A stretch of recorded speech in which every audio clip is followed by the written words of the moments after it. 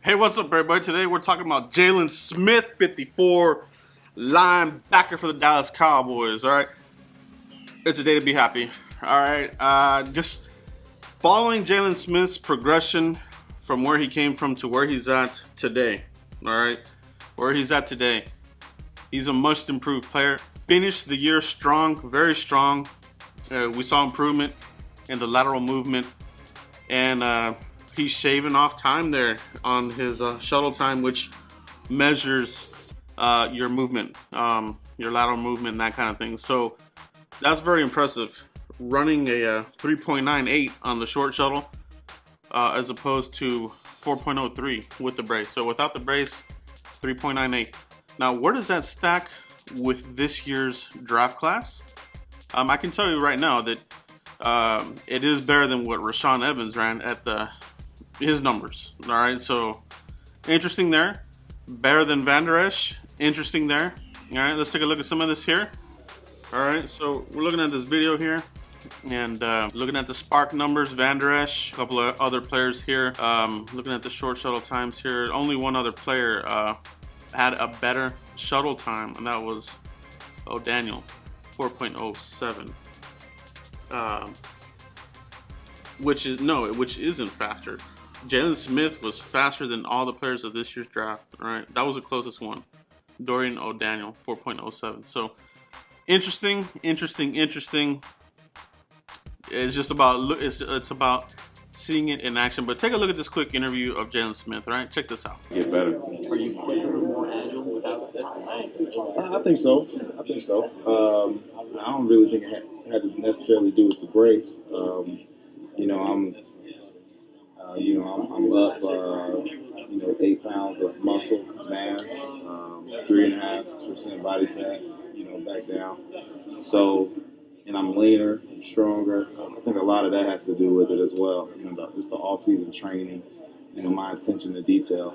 But it's all about just being able to contribute to the star and help us win. I'm a team player. Did you say you have 3.5% body fat?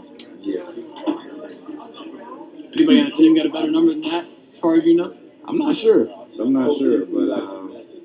good genes. You should ask my brother. No, I'm killing my brother. You said you're up 8 pounds. All right, so that's Jaylon Smith. I mean, you gotta like every time you see him in interviewing here. He's a great interview. Very uplifting, very positive player. Part of the reason why the Cowboys, believed in him. All right, they really believed in him. They believed in his work ethic, and he's continuing to do it. He's continuing to, prove the doubters wrong. And there's still some doubters out there. I'm not one of those guys. I never have been. You guys know me. I'm a Notre Dame guy. I'm not a homer by any means. I do love those guys. But when they don the Dallas Cowboys star like a Zach Martin, Jaylon Smith, I support these guys all the way, man. And I knew Jaylon Smith, man. I knew that he was going to bring that work ethic.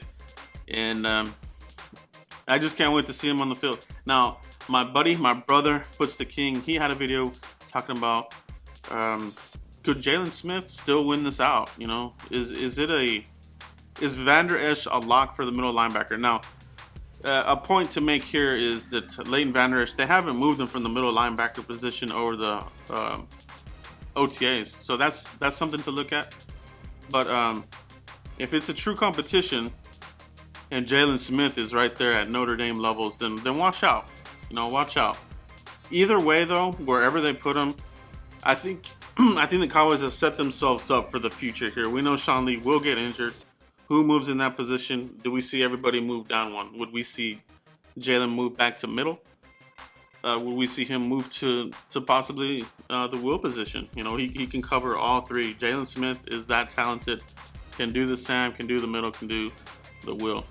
Van Der Esch, the middle, and the will. I mean, both those two young guys, they're monsters, and I can't wait. I really cannot wait. And if we just keep Sean Lee healthy with LVE and Jaylon Smith, the Hulk, all right, the Juggernaut, we're in business, baby. We're in business. But let me know what you guys think. How do you feel about Jaylon Smith's progression?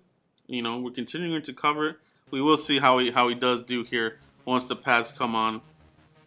Kind of like we did last season. Last season, everything looked good. The reports, the workouts, everything was very positive. Pads come on, you start to see a little bit different kind of a player. Now, how will he look when the pads come on? I think that you will see an improvement there when the pads come on as well. All right, we're not going to see him how he was last year. Rod Marinelli said that fatigue got to him. You know, they didn't expect him to play as many snaps as he did, as many games as he did, and the fatigue set in. And that's where he got some of the unfair criticism, in my opinion. And, you know, some of it was warranted, obviously. It was a rookie season for him. But at the same time, fatigue and that sort of thing. But he's ready to rock and roll, man. He's ready to rock and roll. So I can't wait to see what he does when the pads come on. Mini camp, training camp. Let's get these guys. Let's get the NFC crown and more. All right.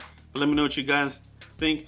Be sure to hit up the podcast. Let's shoot for 300 likes on this video, guys. So if you viewed this video, hit that like button. Any lurkers, hit the subscribe button. Show me some love here. Continue to support the channel here, and I can't be here without you guys. And as usual, guys, continue to like, subscribe, and share, and we'll see you for the next video. Thanks, guys.